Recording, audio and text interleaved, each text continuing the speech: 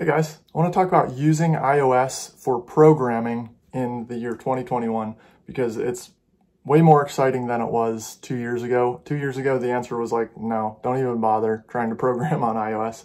Now it's like, there's some cool freaking tools out there. The App Store has a top category called developer tools. So you can actually go and just browse developer tools. So first of all, I want to say this. If you're making 100,000 line Windows applications, obviously you're better off programming on a Windows system, right?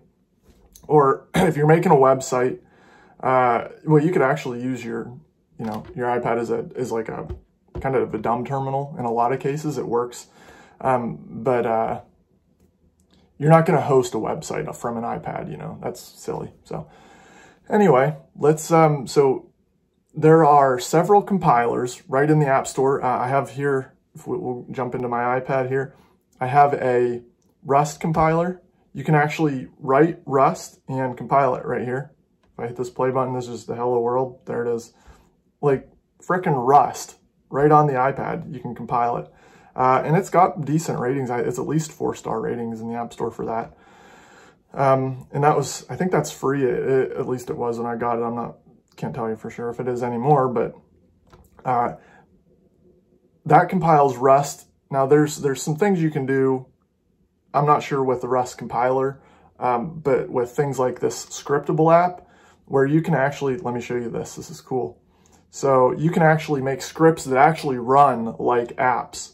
And there's a couple apps that'll do this. There's Pythonista, there's Scriptable, and there's some other IDEs that'll do it. And then there's this Apple Shortcuts, which is actually an iOS, an Apple app. Apple bought this app at some point.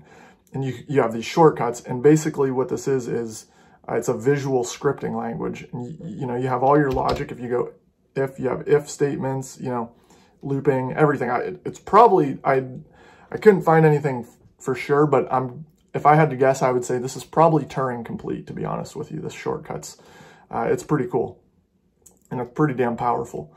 But so this scriptable, you use JavaScript, and you can make almost basically full-fledged iOS applications, except you can't sell them in the App Store. If you're going to do anything App Store, you need Xcode, which means you need macOS, which is one of the kind of big paradoxes, or it's kind of almost ironic that you can't develop an App Store app on an iPad.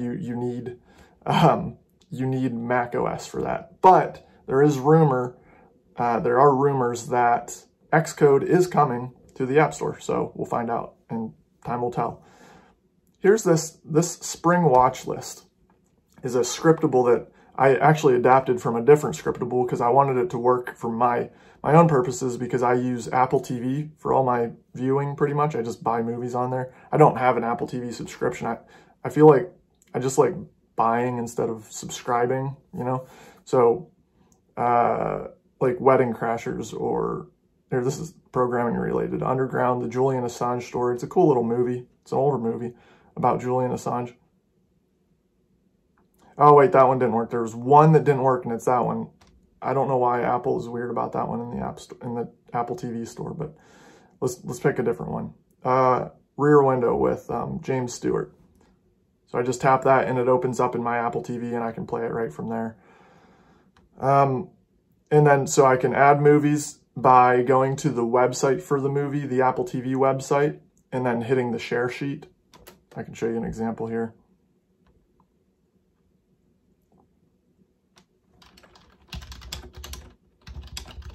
Heat of the Night, Apple TV. I don't know if this is what I was thinking it was. Yeah, this is the one with Portier. I think. No, maybe not. Yeah. All right, so anyway, just go to your share sheet. I go run script. I choose my Spring watch list.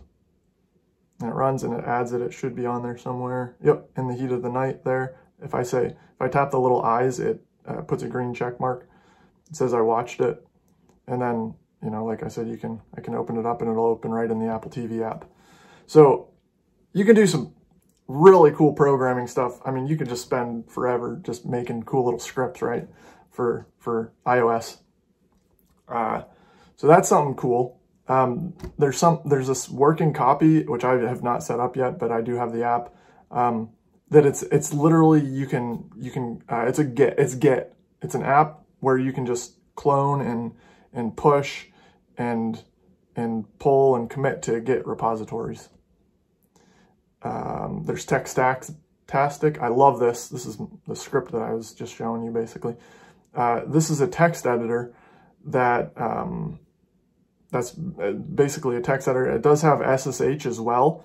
So I can SSH into one of my servers, open up an HTML file from there on a website that I have and just edit it real quick.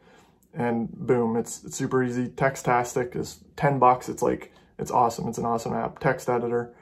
And sort of a web development IDE, because if you have a web page, you can hit these glasses and it opens up a little an actual browser and shows you the web page. Obviously, it doesn't work for that because this is just a JavaScript file. But so now, okay, so we have the compilers, we have the scripting apps, we have the Git clients, SSH clients like Textastic, and Blink is a terminal app that has SSH and it has SFTP and all kinds of little tools built into it. It's pretty cool. That's $20 though. That's way overpriced in my opinion. It's open source, which is cool. I do like that, but $20 is crazy for because you can get other SSH clients. Like Textastic comes with one, so it's like, why did I pay $20 for that when I can just use Textastic anyway? But I paid $10 for that, plus I get the text editor. Anyway, that's neither here or there. Maybe there's some other features in Blink that I just don't know about. But oh, another thing that makes it great for development is the App Store. If you go to Apps, and if we scroll all the way to the bottom, and go to See All Top Categories, there's a Developer Tools top category, and you can see all the top developer tools. This is so fun to browse at times. Top free, top paid. Oh, Blink made it to the top paid right now. Wow. So I wonder if maybe they got some new features in there or something. I know they said they had some cool stuff coming, so maybe. GitHub, Pineapple, build apps without code. I don't know, whatever that is, visual kind of thing. Play.js is a JavaScript IDE. It's regex, regular expressions, got 4.8 stars. So it's, these developer tools on iOS are really becoming mature and powerful and cool and just fun. So yeah, we have that. And then finally, the one last thing I want to show you is a reason that iOS is suitable for development, especially if you're just a hobbyist, is this ISH app. This is a full emulation of Alpine Linux right in an app. You can, so you can't access, apps are sandboxed in iOS, which is great. It's a security thing. It's awesome. I love that they're sandboxed. It means that when you uninstall an app, you don't have to go to like 10 different folders to try and find these like other caches and stuff from the app.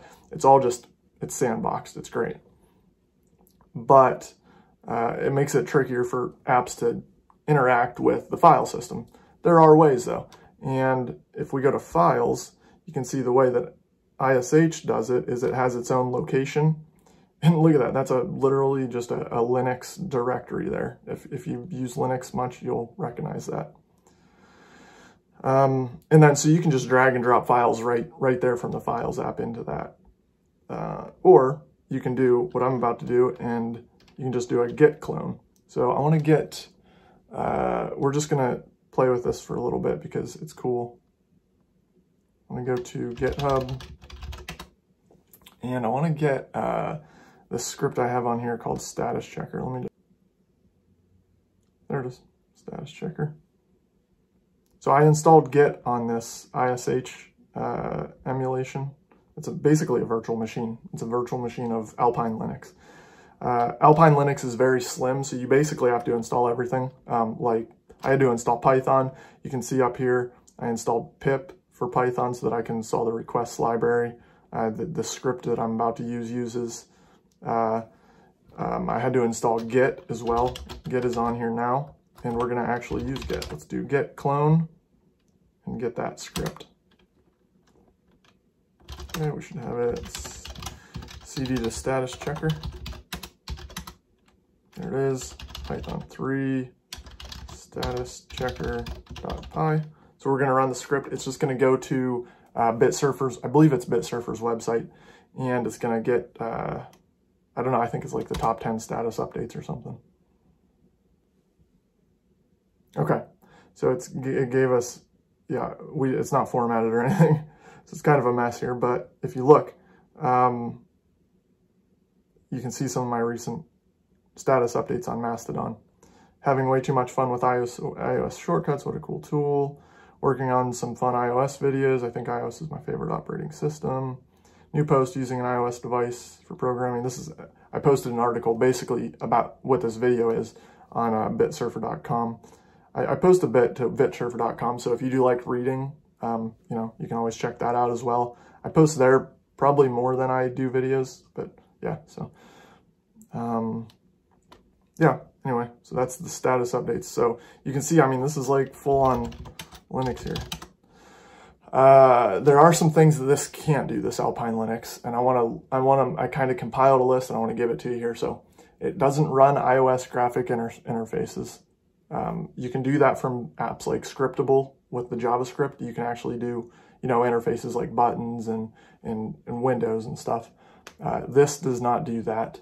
You can maybe, if you were really good at programming, and you probably would have to go into the source code of this app, which it is an open source app, so you could, but just with the app, you're not going to be able to install other Linux distributions besides Alpine, so you're kind of stuck with Alpine. But you know, the technology's out there now, so this app was actually almost removed from the App Store, and then the developers filed some kind of thing with Apple, and Apple, I guess, apologized to them and said, you know, we won't take it off the App Store. So Apple's allowing this. This is legit. They're doing things the right way, and it's working. Another thing you can't do is use cron tabs when the app is closed, because along with the apps being sandboxed, they're not allowed to run in the background as daemons, basically, for more than like just a couple minutes. So cron tabs doesn't work. But for that kind of automation anyway, if you're going to be on iOS, you're probably just going to use shortcuts, and you can do this automation, and you can set up, you know, automations. You can set scripts or whatever to run at specific times of day and all that. So, and the other thing is getting any kind of graphical interface on there is probably going to be, it's not easy. First, let's just say that it's not easy. I'll put a URL in the description where somebody actually, I guess, maybe got something to work with a GUI in ISH, but it's going to be a lot of hacking around. So, but you know, maybe this suits your needs. I think this is really cool. It's pretty awesome that we have Linux on the iPad now. So now I want to mention a couple shortcomings of using iOS for software development. One, developing on iOS is still pretty new, so there are a lot of apps. I know a lot of these apps are becoming really mature and good. That said, there's a lot of crummy ones out there still, so you do got to watch. Like this Rust compiler, even this, it's kind of, you can see it's not the prettiest interface, that kind of thing. But it's getting better. And the nice thing about that is that there's a lot of room for people looking to develop apps.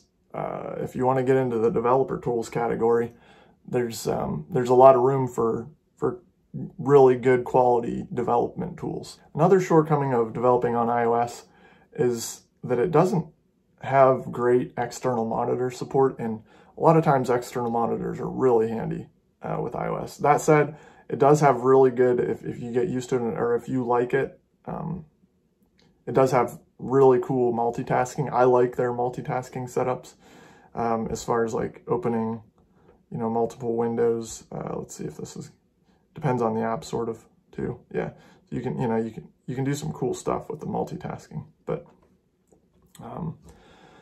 But when you can put an external monitor up, but it's going to be in 4:3 aspect ratio, just like the iPad, which, you know, that makes sense, I guess. But it would be nice if they made that so it adapted. And they probably will at some point, but it's not there yet.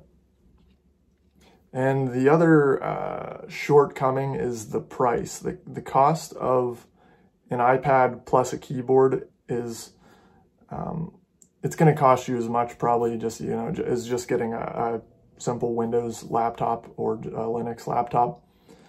You can get cheaper iPads, but even then you're looking at, like, you know, once you add the keyboard and stuff, you're looking at least probably $500. So maybe if you get it used, you could get down to like 300 or something. But cost is a thing with Apple products. Let's just put it that way. Basically, if you're a hobbyist developer, iOS is going to be awesome. You're going to have all kinds of fun with it. That's what I do. I mean, I'm not just a hobbyist. I do development as a profession too, but I don't use the iPad right now. I actually develop for systems they use languages that you've never even heard of, probably. So, so those systems, you know, they have their own specific IDEs, and they're really not fun to use, but they're not customizable, and you can't just use any IDE, or you can't really even just SSH into them. So I don't use that professionally, but if you did have servers where you're just SSHing in for my websites, I can do it. I can just SSH in, make some changes, make some edits, do whatever I want, right from an iPad. If you're a professional developer, it's a little more iffy because, like I said, you know, you're gonna have to use specific tools, and it depends on the platform you're developing for. One use case that I found interesting was there's a YouTuber named Christopher Lawley. He's really cool. He posts iPad videos and stuff all the time. I learned a lot about shortcuts from his videos, actually, and just some cool apps even. So before he became a full-time YouTuber, he was a network administrator, and apparently he used an iPad for doing a lot of that stuff, which makes sense because that would probably be like SSHing into servers and that kind of thing a lot. So if you're a new developer trying to learn to program, maybe not iOS. It just depends. Like, if iOS is your only computer, if you don't have another computer, then yeah, go for it. If you do have some options, you might want to go with like a Mac or a Windows system, just because documentation wise, there's going to be a lot more stuff, and there's a lot more developed tools to help you along the way. That said, if you do want to just try it on iOS, I say go for it. Have fun. So anyway, hope you learned some stuff. You know, you can do it way more than you used to be able to as far as programming goes on iOS. And I think that's really exciting. And so I wanted to share it with you guys. Thanks for watching, and peace out.